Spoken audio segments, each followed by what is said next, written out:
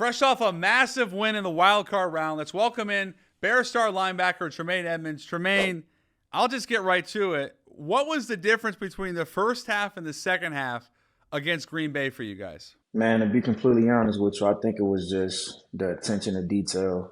It's a different feel. Like when you're back against the wall, when you feel like, man, this could be our last one, and just looking at everybody in the locker room just talking, it's like, nah, we got to figure out a way to turn this around.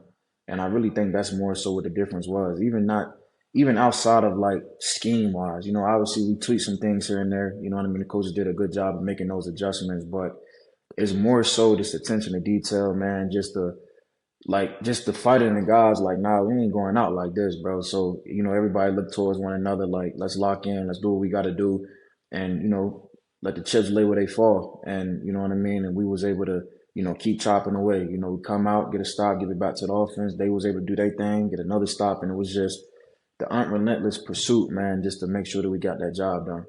What was the locker room like at halftime? I mean, was it energetic? What was it? Somber? It's one of those type of things. You first walk in there, it's like we here. Like nobody want to be down 21-3. It was kind of quiet at first, just kind of as soon as everybody got in. But like once everybody got settled, it's like, nah, but let's go. Like we about to do this. And then when Coach Johnson talked to us, when Ben talked to us, it was more so like, see, early on, like OTAs or it was training. It was one of those times he had showed us the clips from the New England Patriots and the Atlanta Falcons game. And we had talked about that early on. So it was already instilled in us like, listen, we not here yet. We not at the Super Bowl, but this is what happened to this team. Like he showed us this early. You know what I mean? So like in that time, we already believed because we talked about this as a team. You know what I mean? Like he didn't just show it. Like we talked about it like no matter what happens throughout this season, like this was their game. And, ironically, we got two players that was on opposing teams. We got Joe Tooney that was on New England. We got Grady Jarrett that was on Atlanta. And, they gave their reactions off of it. Tooney talked about how the locker room was for New England to turn it around. So it's like we took all that stuff and put it into last game because we was like the score was a little bit different, but at the same time, like it was kind of still a big, deficiency as far as, the points wise. So we were still able to, lock in and do what we had to do to get the win.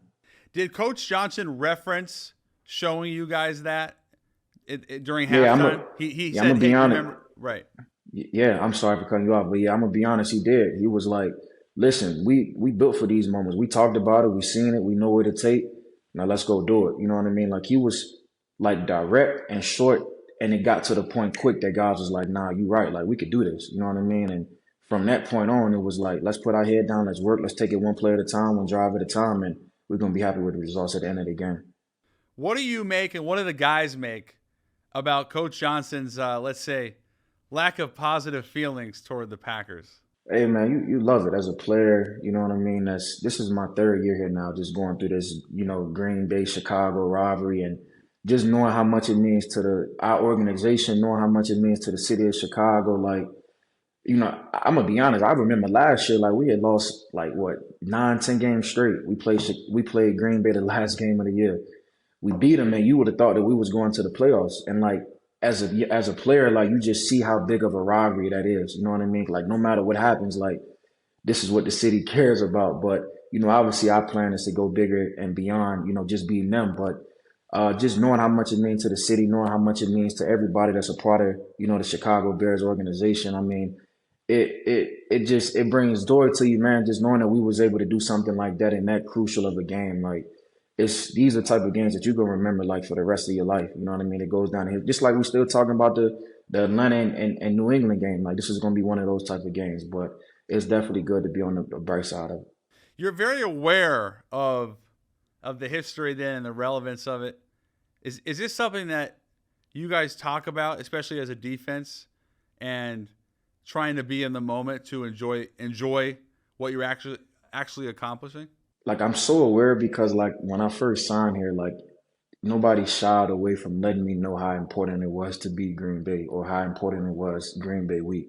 You know what I mean? Obviously each week is important in the league, but it's just something different about when you're playing rival opponents. You know what I mean? Like it puts that extra juice in your preparation. It puts the extra juice in, whatever it is as far as what gets you going on Sundays, Saturdays, whatever day that you play. But I mean, yeah, we definitely aware, man, and we try to be aware no matter who the opponent is. It's a certain type of approach that you got to take to have success in the league, and not just regular success, playoff success. You know what I mean? It's a certain formula, certain way you got to go about your business. So, a lot of it is just credits to the guys that we got. We got professionals in there. It's not obviously roster wise. It says we got rookie, second year, but at the same time, it's professionals that want to accomplish something bigger than just individual goals. And, anytime that we can collaborate and, you know, obviously when you're trying to obtain these goals, like let's put the team goals in it. And that's when you have winning football. And you know what I mean? We just got our head down working and, getting ready for this week. What was it like watching Caleb do his thing, especially that one throw he made rolling left? Like when you're watching that, what are you thinking? And what are you guys saying on the sideline? Yeah, when I'm watching, I'm like, I'm a fan too. You know what I mean? Right. Like, cause I'm on the sideline at this point. We just got to stop. We're like, okay, boom, we in this game, man. We about to go win it. Like, we looking at each other on the sideline. We about to go win this game.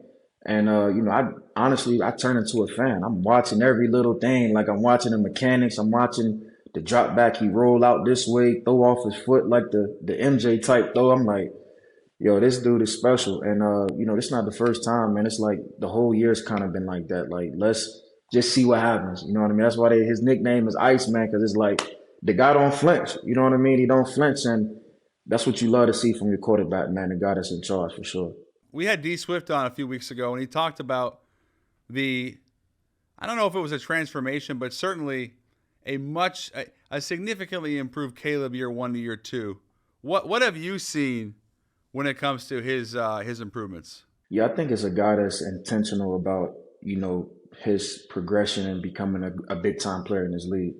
Whether that's him, you know, getting the extra work done inside the building, body work, whatever it may be, like just his attention to detail, his mechanics, just the way he goes about himself at practice. If something's not right, nah, I need to see it again or let's do it again. Like that's what you like to see. You know what I mean? We're not pushing mistakes under the rug. We want to get it right now. And, so game time, we can have that confidence because that's what we pick it up at. We pick it up during the week, practice. You know what I mean? Sometimes you got to mess up to get it right. But, you know what I mean? It's just the accountability and the leadership part as far as like, nah, okay, we might have did this wrong, but let's circle back up. Let's huddle back up and let's get this right. I'm looking at the stats. This was one of the best statistical seasons for you. And 4 picks, fumble recovery, sack. What has allowed you to have this level of success this season? And talk to me a little bit about Dennis Allen, his role. Yeah, I think just, being in different positions as far as, just moving around, giving the offense different looks, just kind of using my athleticism and, things that I do well and just really going out there trusting myself, you know what I mean? And, we got this like funny and fun, competitive room just as far as in the defensive side of, who's going to have the most takeaways. And that always brings out the best in everybody, man. It brings out like the kid days and you know what I mean? When you was playing with your homeboys growing up and it's like, now I'm gonna make more plays than you, bro. And it's like that's just how it is. And like we compete in that area and it's like, now Kevin Byard is making all these picks, now Shawnee's making all these picks. It's like who is it gonna be this week? You know what I mean? And we come in there with that juice and it's like we challenge each other. And I think, dog's gonna rise to the challenge, man. And it's like, nah, I'm gonna show you this week, bro. I'm about to go out there and make more plays than you. And when you have that type of fire going around the room, that's how you get in this position that we're in as far as, leading the league and takeaways and stuff like that. What's something about Tremaine Edmunds that maybe the Bears fans might not know that would be interesting for them? First of all, I'm a man of many talents. I can draw. I don't know if a lot of people know that. I can draw. I don't know if like legit, like sketch and. Yeah, I got some Okay, skill, you man. I got got some a little skills. skill. I got a little skill. I guess I would say I think some people may know, but I skipped a grade when I was younger, so I was always like one of the youngest in my class. You know what I mean? I graduated when I was 17, but I think people know that now just because of when I got drafted. But we live in a world, man. A lot of the stuff that people know, like a lot of people gonna know a lot of stuff about you. You know what I mean? That's just the world that we live in. People put information out, and if they didn't know by now, I'm pretty sure they know. You know what I'm saying? But that's probably one thing I would say that I got a little skill in drawing. I love that. You and your brother, first ever first rounders. What were the battles like growing up in terms of the Edmunds household? Not only just football, but everything. I wouldn't have had it no other type of way. Like I'm the youngest of three, you know what I mean? Both of my brothers older, so it's like I kind of always got, you know how it is. Your older brothers always gonna kind of jump on you a little bit, but that's what instilled that dog mentality in me. Like I don't care who it is, like you gotta like it's gonna be that, you know what I mean? And that's just kind of how the battles was growing up. Like they was tough on me, and they didn't shy away from it. And I always played like with their friends or whatever, so it was always like I was playing up my whole life. Like even when I got to college, people was like, you know, how you gonna come out at 19? It's because I'm used to it. You know what I mean? I'm used to playing up, and I'm used to being around older guys. So it's like I didn't really see it how the whole world was saying it. Like, man, you 19 years old, about to get drafted. Like, I'm like, I'm supposed to be here. Like, what you mean? That's why I decided to come out. But nah, it's just like the whole gist of growing up, man. Like, to be honest with you, we could never finish a one-on-one game. We could never finish anything that was just one-on-one related because none of us wanted to lose. You know what I mean? And we was gonna scratch and claw, do all type of stuff until the game was over. But we could never finish it because it's like, all right, bro, like I ain't gonna let you do this. I ain't gonna let you get this point. And we would just always just go back and forth, back and forth, back and forth. But I mean, that's the type of house you wanted, and it made it no better that my pops played, and you know, my mom she ran track, so it was competitive for everybody. You know what I mean? And it's like everybody was getting pushed day in day out, so you had no choice but to go get it. You know what I mean? So when it would get to the point of like you have to end the game, were there physical fights or just yelling? Nah, it wasn't physical fights, but I mean, you know, somebody that's competitive, you're gonna talk a little trash, you're gonna do this, but yeah, you know, what I mean, we brothers, but you know, we when it come in that regard, like we're gonna respect each other, like it ain't gonna never get taken to that point. But you know, we talk trash to one another, man. That brought out the dog in all of us. But you know, it's always love at the end of the day. What's the legacy that you'd want to leave behind as a football player, Tremaine? Yeah, I think first of all, even outside of you know being a football player, is just being a man of God for one. Just being, you know what I mean, a guy that's you know get respect from his peers. A guy that handles his business a certain way. And you know that stuff will carry over into you know how people see me as a football player. You know what I mean? A Yes. guy that respects, you know what I mean, his peers. A guy that respects, you know, everybody around him, and you know, and pays homage really to the path that got him to this point. And you know, I think when you start speaking about legacy, that's what people remember. You know, some people may forget some of the plays that you make on Sunday and Monday nights, Thursday nights, but the person you are, and you know what I mean, your character, your identity, that's going to be the stuff that people really remember. So that's more so the legacy that I want to leave behind, and that's going to carry over to the football player. You know what I mean? First, talk about me as a man, talk about me as the person I am, and then now we talk about, you know, obviously the accomplishments that came along the way as far as sports wise. That's an awesome answer. We talked about Coach Johnson earlier. D Swift told us a few weeks ago that he was also pretty goofy, funny. Have you noticed that too? And obviously, we said beforehand, defensively, you're not going to be around him as quite as much. Right, yeah, you know, Swift probably got a little bit more, you know, of a relationship just as far as because he's more on the offensive side, Coach Johnson, I'm saying. But you know, the times that I do see him, you know, he's I would definitely say he's a locked in guy, 100%, 100%. But you know, the little bit of times he can, you know, let his personality out and his sense of humor out. You know, he's definitely funny. He cracks jokes here and there, and you know, he's loose at times. But I will say more times than not, I see him more in a serious role, but it could just be like little jokes that he may say, and it's just like, okay, this guy got some humor for sure. But you know, he's definitely more on the locked in side for me. This is a tough one. If I could give you one former Chicago Bear all time to be on this year's team, who would you pick? Ooh, that's a tough one. I mean, there's a lot of them. I'm about to say that's tough, man. You know, there's so many great players that came by here. I'd probably say my guy Pep, man. Pep, yeah, I'd probably give it to my guy Pep for yeah. sure. He was something else. There's Yeah. a great story that the Carolina guys tell when Julius Peppers showed up to campus and they didn't know he was a football player, and they were playing basketball with him and he was dunking everything, and they said, what are you rated? And he said, I don't know, I don't think I am. But then they go to find out that he was the number one football player in the country, and Julius Peppers could like legit hoop. He was one of the best athletes I've ever seen. Nah, I'm already knowing he was definitely nice. Can you hoop, Tremaine? Oh yeah, I'm nice. I will show you. I got a state championship in high school. I'm telling you, like I played ball all my life. Okay. I'm gonna be honest. Hoop was like one of my first loves for sure. I grew up an Allen Iverson fan from Virginia. You know what I mean? LeBron fan. So hoop was like that was like my first love. Keep it real with you. That was like my first love.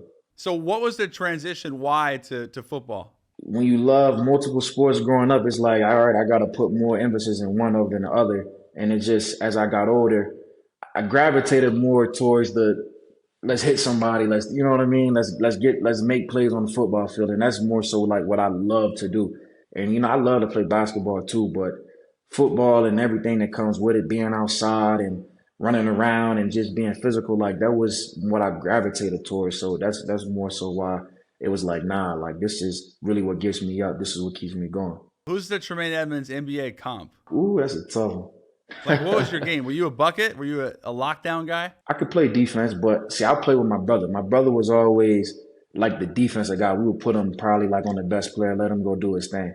Like I'm gonna be honest about that. But you know, I'm the taller guy, so I could play down low. I could play on the wing. So trying to see.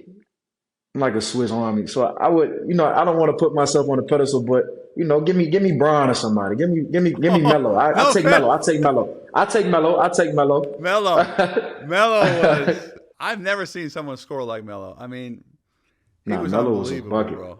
He Melo really was a bucket. was. So were you really bouncy too? Yeah, I ain't had no crazy bounce, but you know, I could put on a show when I needed to. And a state title in hoops. Uh-huh. Did you get a ring? I did, yes, sir. That's probably one of your more prized possessions, I would guess. No, 100%. I got a ring in basketball. That's the crazy thing is I got a ring in basketball, track, but didn't get one in football. But, you know, things happen. What would a Super Bowl ring mean to you? It didn't mean everything. I mean, you got to think about how much time, how much blood, sweat, and tears we put into this sport. When you were a kid, you know, I grew up my whole life going to Super Bowl parties and, you know, doing all type of stuff just to one day have that feeling. You know what I mean? I always said, man, I can only imagine what it feels like, you know what I mean, to win a championship at the highest level.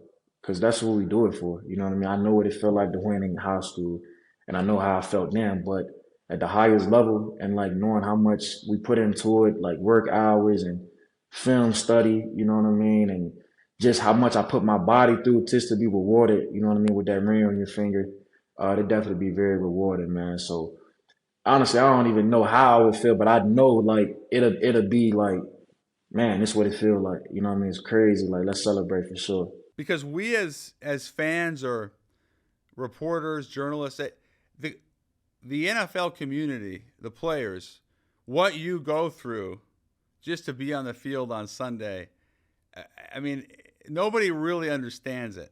And we only see you. Like, imagine if you saw someone for just 3 hours of their work week, and that's it. Right.